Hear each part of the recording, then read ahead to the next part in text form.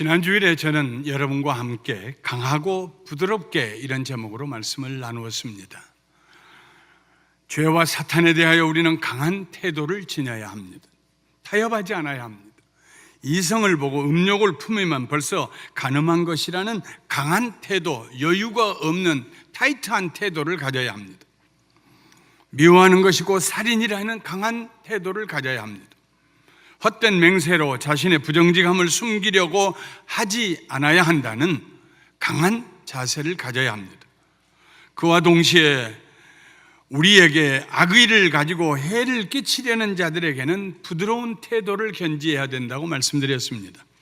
오른편 뺨 때리는 사람에게 왼편 뺨 내어밀고, 속옷 가지려고 고소하는 사람에게 겉옷 하나 덤으로 얹어주고, 억지로 오리를 가게 하는 사람에게 오리를 웃는 얼굴로 동행해주고, 그런 부드러운 태도를 지니라고 말씀드렸습니다.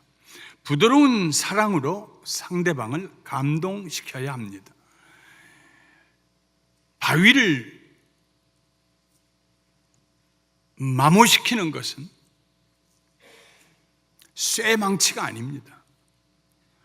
한 방울씩 한 방울씩 떨어지는 부드러운 물방울입니다. 우리에게는 죄를 향해서, 죄의 유혹에 따라가려고 하는 우리 자신을 향해서는 강하면서 다른 사람을 향하여서는 사랑으로 부드러운 그런 모습을 가져야 한다는 말씀이었습니다. 오늘은 너그럽고 엄격하게 하는 제목으로 말씀을 드리려고 합니다. 한 여인이 공항에서 비행기를 갈아타야 했습니다. 그런데 그 인터벌이 간격의 시간이 길었습니다. 그래서 서점에 가서 책 한 권을 사고 옆 가게에서 과자 한 봉지를 샀습니다. 그리고 자기가 타려는 비행기의 게이트 가까운 곳에 자리를 잡고 앉아서 책을 읽기 시작했습니다. 그리고 옆자리에 놓아둔 과자 봉투에서 과자를 하나 꺼내어서 소리를 내면서 맛있게 먹었습니다. 그런데 조금 있다가 과자 먹는 소리가 또 들립니다. 그래서 이렇게 보니까 옆에 앉아있는 남자가 자기 과자 봉투에서 과자를 꺼내가지고 먹습니다. 이상한 남자다. 조금 후에 손을 내밀어서 과자 하나를 먹었더니 그 남자도 또 하나 갖다 또 먹습니다. 흘낏 남자를 쳐다보면서 마음으로 저 과자 도둑놈 이렇게 생각했습니다. 결국 봉투에 과자를 다 먹었습니다. 하나만 남았습니다. 그런데 이번에는 그 남자가 그 봉투에 과자 하나를 들더니 반으로 쪼개어가지고 여인에게 주고, 그리고 자기가 반은 먹었습니다. 그것도 아주 활짝 웃는 얼굴로 쳐다보면서 먹었습니다. 뻔뻔스러웠습니다. 기가 막혔습니다. 여인이 마음으로 생각했습니다. 내가 사람이 좋으니 망정이지 마음이 안 좋은 사람 만났으면 당신 두 눈 중에 하나는 벌써 멍들었을 거다. 다행히 비행기에 탑승하라는 안내방송이 들려왔습니다. 주섬주섬 가방을 들고 비행기에 탑승했지만 여전히 마음은 불편했습니다. 그 남자의 뻔뻔스러운 얼굴이 계속 떠올랐습니다. 책이나 읽어야겠다고 가방을 열고 책을 꺼냈습니다. 그러다가 기겁을 하고 놀랐습니다. 자기 과자 봉투가 그대로 가방 속에 있었습니다. 예수님께서 제자들에게 말씀하셨습니다. 비판을 받지 아니하려거든 비판하지 말라. 예수님의 말씀은 형제를 비판함으로 네가 하나님의 자리에 앉으려고 하지 말아라 하는 말씀입니다. 아무도 형제를, 아무도 자매를 심판할 수 없습니다. 오직 하나님만 심판자이십니다. 우리가 형제를 비판하는 동기는 내가 너보다 더 의롭다 하는 교만에 있습니다. 그래서 야고보 선생은 이렇게 가르쳤습니다. 형제들아 서로 비방하지 말라. 형제를 비방하는 자나 형제를 판단하는 자는 곧 율법을 비방하고 율법을 판단하는 것이라. 네가 만일 율법을 판단하면 율법의 준행자가 아니요 재판관이로다. 입법자와 재판관은 오직 하나님이시다. 율법을 만드신 분도 하나님이시요 그 율법에 의해서 심판하시는 분도 하나님이시다. 하나님은 능히 구원하기도 하시며 멸하기도 하시느니라. 너는 누구이기에 이웃을 판단하느냐? 네가 누구이기에 이웃을 판단하느냐? 사도 바울도 로마서 14장 10절부터 11절에 같은 말씀을 하셨습니다. 내가 어찌하여 내 형제를 비판하느냐, 어찌하여 내 형제를 업신여기느냐.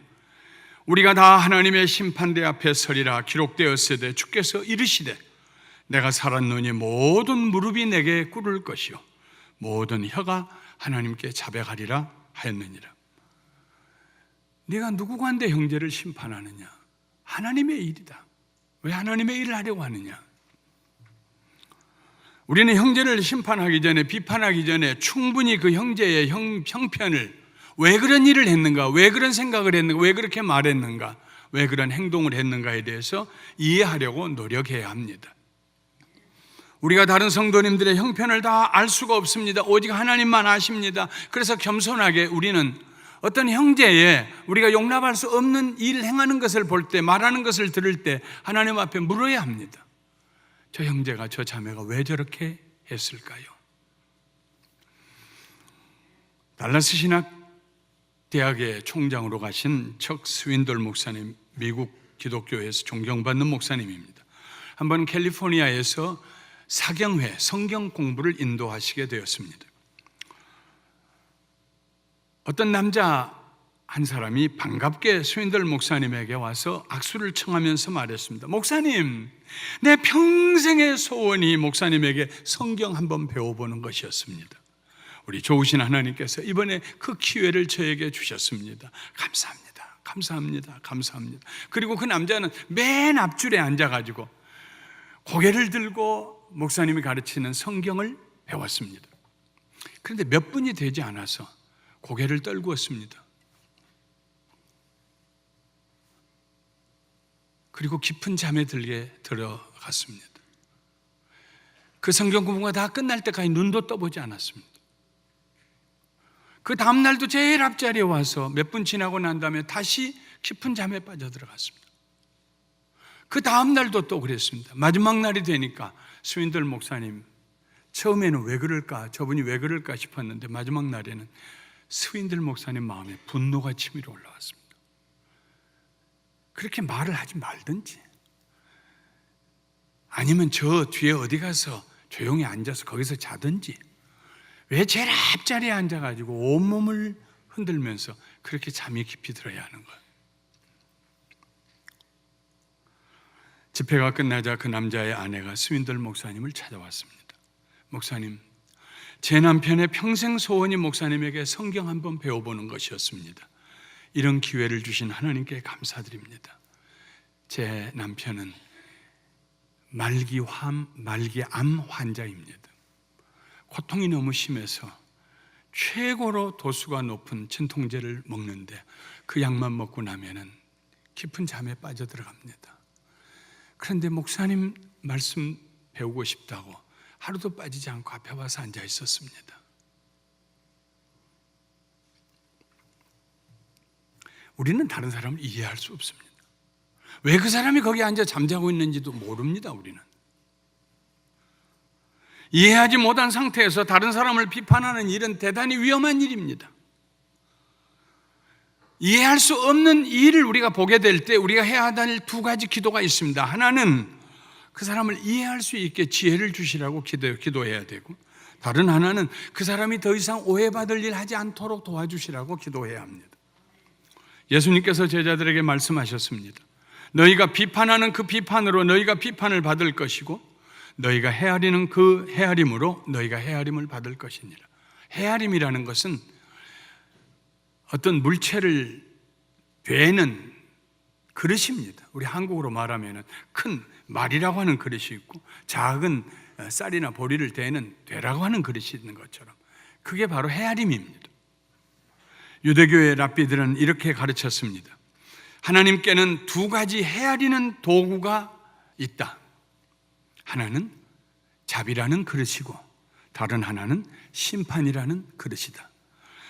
당신이 세상에 사는 동안 다른 사람에게 어떤 그릇을 사용했느냐에 따라서 하나님께서도 똑같은 그릇을 사용하실 것이다. 형제를 비판하지 말라는 예수님의 말씀은 형제를 사랑하고 긍휼히 여기라는 말씀입니다. 형제의 허물을 덮어주고 연약함을 붙들어주며 비난의 화살이 날아올 때 앞장서서 방패가 되어주라는 말씀입니다. 예수님 말씀하셨습니다. 긍휼히 여기는 자는 복이 있나니 저희가 긍휼히 여김을 받을 것이라. 그러면 우리가 절대로 서로를 비판하지 말고 살아야 할까요? 남이 어떻게 살든지 나쁜 일을 하든지 눈 감고 나는 내 믿음 지키면 된다, 그렇게 살아야 할까요? 형제가 잘못된 길로 가더라도 그냥 불쌍히 여기는 마음으로 모른 채 해야 할까요? 아닙니다. 결코 아닙니다. 예수님은 우리가 하나님의 자리에 앉아서 형제를 비판함으로 우리 스스로를 의롭다고 여기는 이것에 대해서 경계심을 주셨습니다. 그러나 우리가 형제를 돕기 위해서 사랑하는 마음으로 비판하고 바로 잡아주는 것은 옳은 일입니다. 어떻게 그렇게 할 수 있을까요? 예수님은 제자들에게 계속해서 이렇게 말씀했습니다.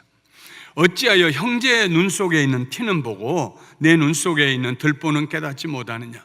보라, 내 눈 속에 들보가 있는데 어찌하여 형제에게 말하기를 나로 내 눈 속에 있는 티를 빼라 하겠느냐? 왜 시가는 자여? 먼저 내 눈 속에서 들보를 빼어라. 그 후에야 밝히 보고 형제의 눈 속에서 티를 빼리라. 잘 들어보십시오. 형제의 눈 속에 있는 티는 그냥 두어라, 그렇게 말씀하지 않았습니다. 형제의 눈 속에 있는 티를 빼주어라. 형제의 눈 속에 있는 티는 톱밥 하나를 말합니다. 어떤 사람이 큰 통나무를 놓고 톱으로 그 통나무를 켜기 시작했습니다. 밑에 톱밥이 수북이 쌓였습니다. 그런데 어디서 불어왔는지 돌개바람이 불어와서 톱밥을 공중으로 높여 올렸습니다. 그 중에 아주 작은 티 하나가 톱질하던 그 사람의 눈에 들어갔습니다. 아무리 거울 앞에 가서 보아도 없습니다. 그런데 눈동자를 돌릴 때마다 까칠까칠하고 아픕니다. 그게 눈 속에 있는 티입니다. 당신 눈 속에 티가 있어요 하고 말하는 그 사람의 눈에는 통나무가 통째로 들어 있습니다. 전신주 하나가 들어 있습니다. 예수님은 먼저 우리의 허물을 발견하고 회개한 후에 잘못된 형제를 바로잡아 주라고 말씀하셨습니다. 자기 눈에 통나무 그대로 두고 상대방의 티를 빼겠다고 하는 것은 올바른 일도 아니고 또 효과적인 일도 아니라는 말씀입니다. 저는 이 말씀을 묵상할 때마다 마하트마 간디의 일화 하나를 늘 기억합니다. 간디에게 한 여인이 아들을 데리고 와서 부탁했습니다. 선생님, 제 아들이요 너무 사탕을 좋아합니다. 치아에 좋지 않는 사탕 그만 먹으라고 해도 고집 부리고 울고 사탕을 먹습니다. 선생님, 제 아들에게 사탕 그만 먹으라고 좀 말씀해 주십시오. 그러다 간디가 말했습니다. 한 달 후에 다시 오십시오. 무슨 영문인지 모르고 여인이 한 달 후에 다시 그 아들을 데리고 왔습니다. 그때 간디가 말합니다. 얘야, 사탕 먹으면 이가 상한다. 너 그 이빨이 아주 하얗고 좋은데 이빨이 썩어가지고 뿌리만 남으면 좋겠니? 이제 그만 먹어라. 아들 손을 잡고 가려다 말고 여인이 뒤돌아섰습니다. 궁금증을 참지 못했습니다.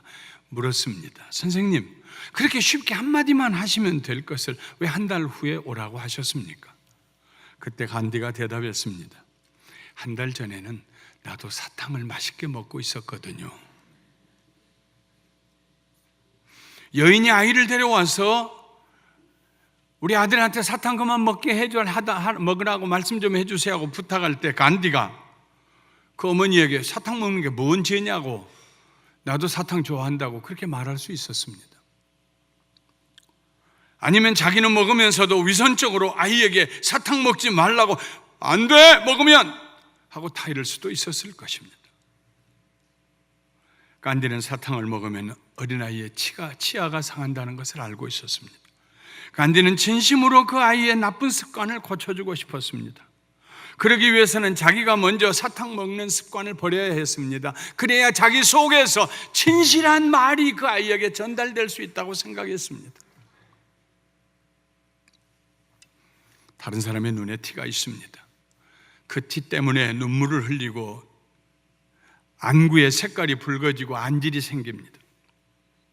그런데도 그냥 모른 채 지나치는 것은 옳은 일이 아닙니다. 눈에 티가 들어갔을 때 저는 어머니의 혀를 기억합니다. 아마도 제 나이가 되신 분들은 그런 경험을 하셨을지 모릅니다. 어머니 눈에 뭐가 들어갔어요. 아이고 아파. 이거 눈도 뜰 수가 없어. 어떻게 하면 좋을지 몰라. 이리 오너라.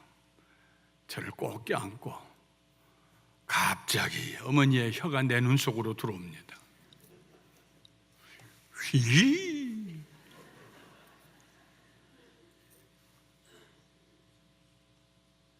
깜빡여 봐라. 어떠냐? 없어졌어. 엄마 없어졌어. 남의 눈에 티 빼주는 것이 축복입니다. 빼줘야 합니다. 그게 사랑입니다. 그러기 위해서는 자기 눈을 먼저 밝게 해야 합니다. 돌이켜보니 자기 눈에 통나무가 있습니다. 회개해야 합니다. 그리고 깨끗하고 정결한 마음, 책망할 것이 없는 마음으로 형제를 찾아가서 사랑의 손길을 내밀어 그의 눈에서 티를 뽑아줘야 합니다. 형제의 잘못을 깨닫도록 도와주고 회개하고 돌아서게 해줘야 합니다. 필요하다면 나는 당신보다 훨씬 더 큰 잘못을 범한 사람이라고 자기 자신을 낮추면서 사랑으로 권면해야 합니다. 그러면 이중으로 유익이 올 것입니다. 내가 정결하게 되어서 유익하고 형제도 정결하게 되어서 유익합니다. 사도 바울은 갈라디아서 6장 1절에 이렇게 가르쳤습니다. 형제들아, 사람이 만일 무슨 범죄한 일이 드러나거든 신령한 너희는 온유한 심령으로 그러한 자를 바로잡고 내 자신을 돌아보아 너도 시험을 받을까 두려워하라. 7장에서 예수님의 말씀을 비판받지 않으려면 비판하지 말아라. 형제의 티를 빼주기 위해서는 내 눈에 있는 들보부터 빼라. 그리고 빼주어라. 이렇게 예수님의 말씀을 기억하고 거기다가 담아놓았던 마태, 그의 복음서 18장에 가면 교회에서 발생하는 문제를 어떻게 처리해야 할 것인가에 대하여서 예수님이 가르쳐 주셨던 말씀을 이렇게 기록하고 있습니다. 네 형제가 죄를 범하거든 가서 너와 그 사랑과만 상대하여 권고하라. 만일 들으면 내가 내 형제를 얻은 것이요 만일 듣지 않거든 한두 사람을 데리고 가서 두세 증인의 입으로 말마다 확증하게 하라. 만일 그들의 말도 듣지 않거든 교회의 말하고 교회의 말도 듣지 않거든 이방인과 세리와 같이 여기라. 진실로 너희에게 이르노니 무엇이든지 너희가 땅에서 매면 하늘에서도 매일 것이요 무엇이든지 땅에서 풀면 하늘에서도 풀리리라.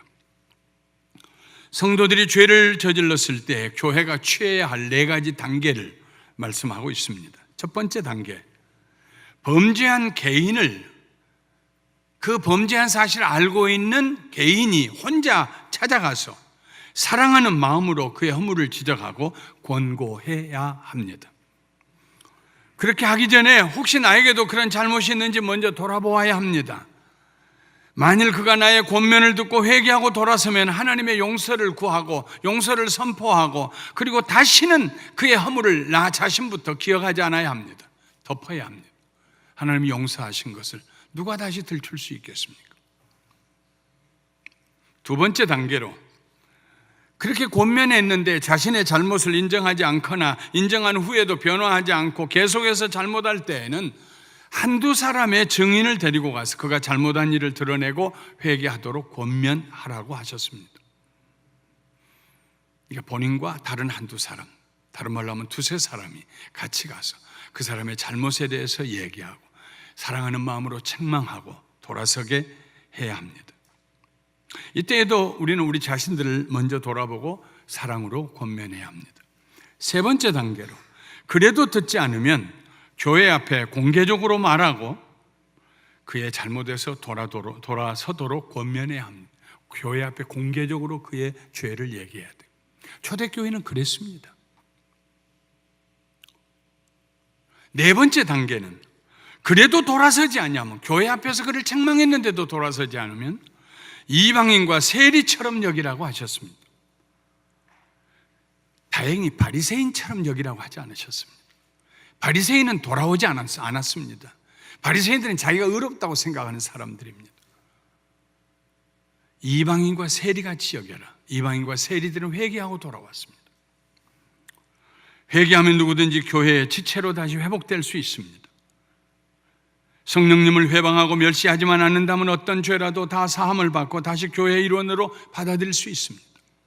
초대교회에는 교회의 말을 듣지 아니하고 계속 범죄하면은 교회에서 excommunication, 출교를 시켰습니다. 더 이상 우리 교회의 성도님이 아닙니다.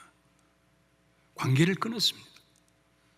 그러나 그가 후에 회개하고 돌아오면은 아무 일도 없는 것처럼 다시 가슴에 품고 그를 형제와 자매로 맞아들였습니다. 지난 35년 동안 목회하면서 누군가 잘못을 범했다고 생각할 때는 저는 언제나 개인적으로 만났습니다. 권면하고 책망하고 사랑으로. 그리고 그들이 돌아서면 다시는 제 입에서 그런 얘기가 밖으로 나가지 않았습니다. 35년 동안 제 마음속에 담아놓은 얘기들이 수도 없이 많습니다. 내가 가서 얘기했을 때요, 목사님 내가 뭘 잘못했어요? 왜요? 요즘 다 그렇게 사는 거 아니에요? 하고 떠나간 사람 저는 다시 붙잡지 않았습니다.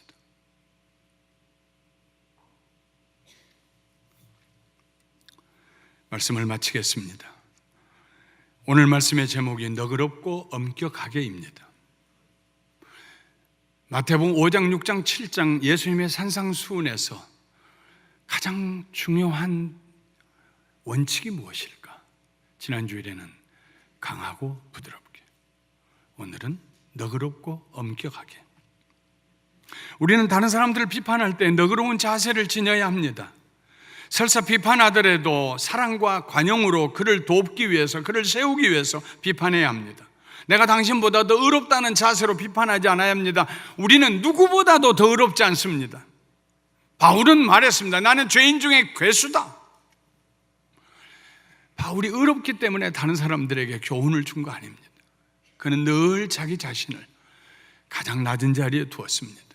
하나님의 은혜가 아니면 나는 죄인 중에 가장 우두머리다.